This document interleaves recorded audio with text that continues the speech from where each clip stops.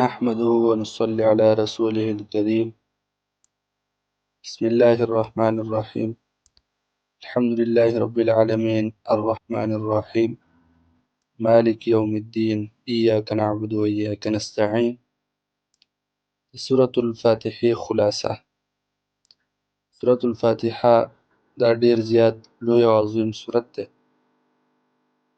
په کتابونو کې او په احادیث مبارکو کې ډیر زیات نمونه راغلي دي او دا ټول قرآن خلاصه ده. د دې مختصر خلاصه دا ده چې الحمدلله ټول تعریفونه الله لره دي. د ټولو تعریفونو مستحق هغه الله تعالی دی. اوس دا دعوه شوه، د توحید دعوه شوه چې د ټولو تعریفونو مستحق الله تعالی دی. په دې باندې څه دلایل پکار دي. نو په هغې کې په اخوا دلایل ذکر کولی کېږي چې رب العالمین دی. دلیل اول دا دی رب العالمین تربیت کوونکی د مخلوقاتو دی، نو ځکه ورله حمد او تعریف پکار دی. الرحمن الرحیم، الرحمن الرحیم عام مهربانه دی او خاص مهربانه دی، نو ځکه ورله تعریف پکار دی، ځکه د الله تعالی حمد پکار دی. مالک یوم الدین باچا د ورځې د قیامت دی، ځکه ورله حمد پکار دی. نو اول مونږه دعوه ذکر کړه چې ټول تعریفونه الله لره دي. الله لره تعریفات ولې دي؟ الله لره ټول حمدونه ولې دي؟ ځکه ورله حمد دی چې یو د مخلوق تربیت کوونکی دی، دویم په مخلوق باندې مهربانه ذات دی، رحیم او کریم ذات دی، او دریم مالک یوم الدین باچا د ورځې د قیامت دی. ځکه الله تعالی لره حمد دی. الله تعالی لره ځکه ټول تعریفونه دي. بس الله حمد د الله تعریفونه دي، په هغې باندې دلایل ذکر شو. د څه مقصد دپاره؟ ایاک نعبد. د دلایلو نتیجه دا ده، د دلایلو ثمره دا ده چې الله تعالی مونږ خاص عبادت کوو. اوس د الله تعالی د عبادت مقصد څه دی؟ ایاک نستعین، خاص د الله تعالی نه مونږ امداد غواړو په دې عبادت سره. اوس چې د الله تعالی عبادت کوي او د الله تعالی نه خاص امداد غواړي، د هغې دپاره یوه لاره پکار ده. په 5م آیات کې اهدنا الصراط المستقیم، وښایې مونږ ته لار برابره. اوس لاره برابره د هغې خلکو جماعت پکار دی کوم چې په دې لاره برابره باندې روان دي. نو په 6م آیات کې مونږ وایو صراط الذین انعمت علیهم، مونږ ته لار وښایه د هغه کسانو چې تا پې انعام کړی دی، چې هغه انبیاء کرام دي، هغه صالحین دي، هغه شهیدان دي. او د هغې لارو نه بچ کې کوم خلکو باندې چې الله تعالی غضب کړی دی، کوم خلک ګمراهان دي. غیر المغضوب علیهم ولا الضالین، الله تعالی مونږه د مغضوب علیهم کوم خلک باندې چې تا غضب کړی دی او کوم خلک چې ګمراهان دي، نه کوم خلک چې د علم سره ګمراه شوي دي او کوم خلک چې د علم نه د بې علمۍ د وجې نه ګمراه شوي دي، خدایه دې دواړو لارو نه بچ کړي.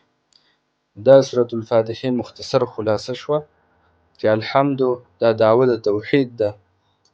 ټول تعریفونه الله لره دي. ولې دي ټول تعریفونه؟ رب العالمین چې رب د مخلوقاتو دی. دویم دلیل الرحمن الرحیم چې عام مهربانه دی او خاص مهربانه دی. دریم دلیل مالک یوم الدین باچا د ورځې د قیامت دی، نو ځکه ورله حمد دی او ځکه ورله ټول تعریفونه دي. بیا دې دلایلو ثمره دا ده ایاک نعبد، الله تعالی مونږ خاص ته عبادت کوو. ټول تعریفونه الله لره شو، درې دلایل پې ذکر شو چې دومره لوی ذات دی، نو د هغه عبادت هم پکار دی. نو ایاک نعبد او د هغه نه عبادت یې کوې، نو عبادت د څه مقصد دپاره؟ و ایاک نستعین، ای الله تعالی مونږ خاص تا نه امداد غواړو. اوس چې ته عبادت کوې او ته د الله تعالی نه مدد غواړې، نو د هغې دپاره یوه نیغه لار پکار ده چې ته په هغه لاره باندې روان او دا کارونه کوې. نو اهدنا الصراط المستقیم، مونږ ته لاره وښیه. نو هغه لاره کوم ده؟ صراط الذین انعمت علیهم، لار د هغه کسانو چې تا پې انعام کړی. غیر المغضوب علیهم ولا الضالین، ای الله تعالی موږ په دې حقه لار باندې روان یو، باطلو لارو نه موږ بچ کړي. غیر المغضوب علیهم ولا الضالین، چې هغه د یهودو او د نصاراو لار ده، د هغې نه موږ وساتئ. په دې سورة الفاتحه کې الله تعالی د دعا طریقه هم ښیي چې ته به دعا څنګه غواړې د الله تعالی نه.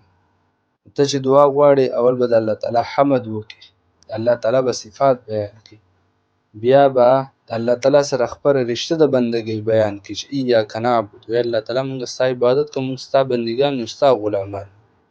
او بیا به وروسته خپل مقصد هغې ته راشي و ایاک نستعین، ای الله تعالی موږ ستا نه مدد غواړو، او مدد داسې کافي مدد دنه غواړو چې موږ په هغه جماعت کې شامل شو. نو اهدنا الصراط المستقیم، ای الله تعالی موږ ته نیغه لاره برابر کړي. صراط الذین، لار د هغه کسانو چې تا پې انعام کړی دی، په هغه لاره یې روان کړي، او د باطلو او د غلطو لارو نه خدایه موږ بچ کړي. غیر المغضوب علیهم ولا الضالین. نو دا مختصره او اسانه خلاصه شوه. په دې کې نورې خلاصې هم بعضې علماو ذکر کړي دي، لکه د هر صورت موږ ویلو بنیادي خبرې هغه څلور دي: یو توحید دی، یو رسالت دی، یو کتاب دی، یو آخرت دی.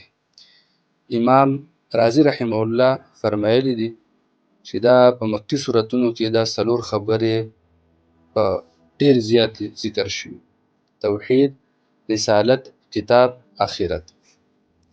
نو په سورة الفاتحه کې هم دا خبرې چلیږي.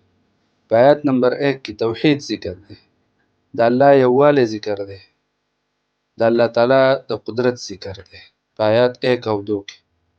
په آیت نمبر 3 کې ایمان بالآخرت ذکر دی او د مجازات عمل ذکر دی چې مالک یوم الدین باچا د ورځې د قیامت دی، نو حساب به درسره کوي. په آیت نمبر 4 او 5 کې د کتاب ذکر دی، یعنی اهدنا الصراط المستقیم لاره موږ ته وښایه، نو لاره څه ده؟ هغه دا کتاب دی. او په آیت نمبر 6 کې د رسالت ذکر دی، یعنی په کومو خلکو کې چې د الله تعالی انعام شوی دی، نو په هغې کې اولني خلک هغه انبیاء کرام دي. او بیا چې څوک د انبیاو تابعداري کوي او ایمان پرې راوړي، نو بیا هغه خلک دي. نو دا څلور خبرې یعنی توحید، ایمان بالآخرت، کتاب، رسالت، دا هم په سورة الفاتحه کې موجود دي. بیا د امام شاه ولی الله صاحب چې کوم 15 مضامین دي، نو هغه هم په دې سورة الفاتحه کې موږ لګولی شو.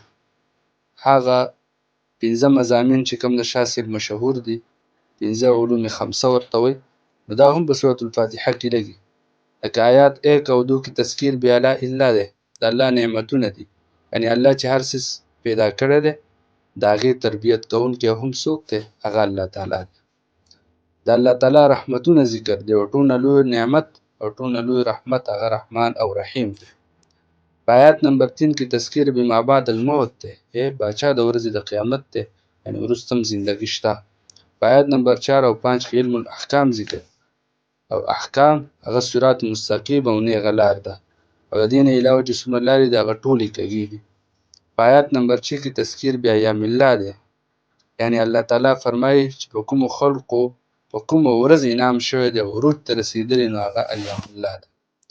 او په آیات نمبر 7 کې علم المخاصمه ده، یعنی چې کوم د الله تعالی د دین دشمنان دي، دا دوه قسمه خلق دي.